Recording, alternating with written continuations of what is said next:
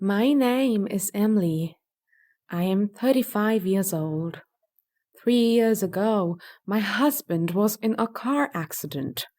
The police told me he did not survive. I remember that day very clearly. I remember standing in my doorway, holding my son's hand, and feeling like my whole world ended in one moment. My husband's name was David. We married when I was very young. I got pregnant soon after, and our son Michael was born. David worked in finance, and at that time we had a good life. We lived in a nice house, and I stayed home to take care of our son. I did not finish school or build a career. I trusted my husband completely. When David died, everything fell apart fast. The house was taken by the bank because it was in his name. The life insurance was cancelled a short time before the accident. I suddenly had no money, no job skills, and a young son to care for. I went from feeling safe to feeling totally lost. At night, when my son was asleep, the pain came back. I felt ashamed, tired, and angry at myself. I started drinking cheap wine every night just to stop thinking. I knew it was not healthy, but it helped me forget for a few hours. I was not happy. I was surviving. I started working 3 jobs. I cleaned offices early in the morning, served food during the day, and stocked shelves at night. We moved into a very small apartment. It had 1 bedroom, so my son slept on the couch and I slept on the floor. We had almost nothing, but I tried to stay strong for him. My mother often told me to move on and find a new husband. She believed that was the only way for me to survive. I tried once, but it made me feel worse. I realized I did not want to give up my self-respect just to feel safe. Still, some nights I wondered if making that choice was a mistake. 3 months ago, something strange started. Every night at midnight, my phone rang. When I answered, there was only silence or breathing. Sometimes I heard my name. It happened again and again. I stopped answering. But the calls continued from different numbers.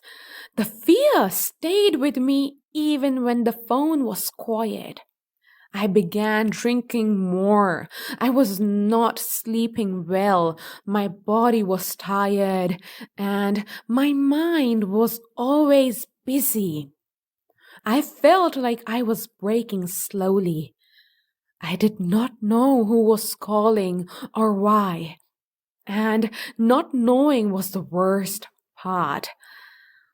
One day, last week, everything changed. I was working my lunch shift at a nice restaurant. I was tired as usual and focused only on doing my job. Then I looked up and saw a man sitting at a table. It was David, my husband, alive. At first, my body did not react. It felt unreal, like a dream. He looked different, dressed better, older, more confident. He was sitting with a young woman, smiling and relaxed. They looked happy together. When he noticed me, I saw something change in his face. It was fear, but he quickly looked away like I was a stranger. That hurt more than anything. I went to the bathroom and got sick. My legs felt weak. My heart was racing. The man I cried for, the man my son missed every night, was alive and living a new life. After they left, I found a message he left behind. It was a warning. He wanted me to forget what I saw and move on. My hands were shaking so much I could barely stand. That night, the phone rang again at midnight. This time I answered. I already knew who it was. Finally, the truth came out. My husband had faked his death. He changed his name. He took money and started a new life. The calls were not a mistake. He was checking if I recognized him. I felt empty listening to everything. The reasons did not matter anymore. What mattered was the damage. My son grew up without his father. We lost our home. I worked until my body hurt. I drank to escape the pain. All this happened while he lived freely. The next morning, I went to the police and told them everything. This time, I had proof. 2 weeks later, he was arrested. His new life ended. His lies were exposed. He lost what he built with stolen time and stolen money. My son still does not know yet. I will tell him when the time is right. But I know one thing for sure. I did nothing wrong. I survived something terrible, and I am still standing. Last night, for the first time in 3 years, I did not drink. I went to bed sober. I slept deeply.